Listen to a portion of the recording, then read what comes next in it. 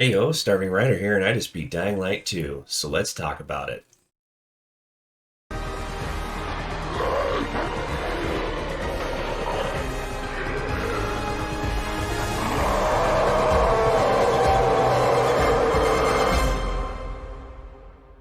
Crazy, I know. Something must have happened to them. They used to be regular Dying Light people, 2 takes place around 15 years after the events of the first but game. now they're more The like virus has become violent. much more dangerous and incurable, taking out most of the Bad. They population. kill everyone There are in their still a few path. settlements throughout the land, with some people who would travel from town to They use town, William's known as system as pilgrims. scouts. You They play as go Aiden, a wild. pilgrim looking for his sister. The butcher Shortly into is the game, he crazy. hears about a contact who may be able to help him in a Crazy walled-off and city known as Villador. unpredictable. Inside Villador is where the story will unfold. There's one main story to follow quest by quest, with a lot of side quests everywhere. Some quests and side quests will involve choices to be made. In the main story, these choices more often than not will affect your story, and ultimately the ending you're going to get. So choose wisely, there is no going back without restarting everything. As a pilgrim, Aiden had to learn how to fight and move around fast to survive the never-ending waves of infected in the wilderness, so he's well versed in the art of parkour. He can run, climb, and jump all around the city, and if need be, fight the various enemies he may encounter. Through the various parkour and combat actions you take, you will gain XP in those trees where you can choose new skills for moving faster or new fighting moves. Every 6 points you level up, your character rank will go up. Every zone in the game is denoted with a rank level to help you decide what you may or may not be ready for. If you're only at rank 2, you may not have a fun time in a rank 5 area. The enemies would be far stronger than the gear you have found thus far, so it would be worth taking on quests at your ranking. But you will need more than just XP for proper character growth.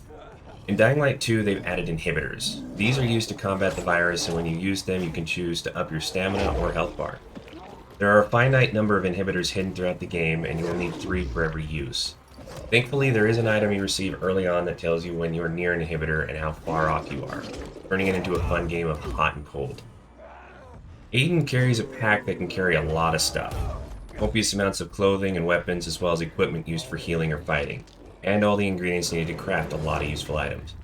There are 5 spots to equip his clothes: the head, chest, wrists, hands, and legs. Each piece of clothing belongs to a different set type depending on your playstyle. You may prefer one set over the other. Brawler for the one-handed weapon usage, tank for two-handed weapons, ranger for long-range fighting, and medic for faster or better heals.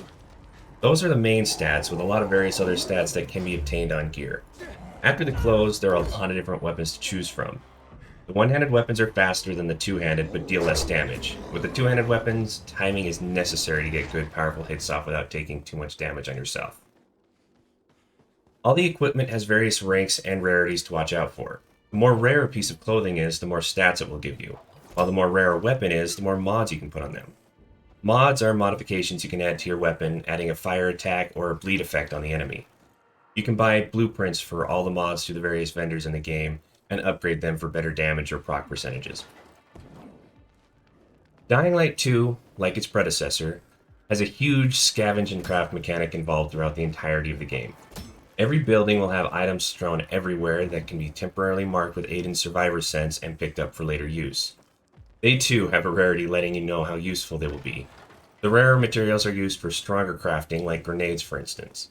But common scraps are very important too. Those are the base for almost everything. Lockpicks are created using just scrap, and if you're searching everywhere or have a hard time with the lockpick minigame, you're gonna want a lot of scraps for your lockpicks. While exploring the city, there will be a night and day cycle to watch out for. During the day, you can still find zombies roaming the streets, but at night they will become more aggressive, a lot more will be out, and different variations can be found. The different variant infected will be much faster and stronger than the common biter. At night, Aiden's immunity will slowly decrease while he is not under a UV light, causing him to turn if he stays out for too long. There are various items he can use to up his immunity back, so it's not all doom and gloom outside. Nighttime is also the only time a chase can start. A chase is when Aiden has attracted too much attention to himself and infected start running and attacking out of nowhere.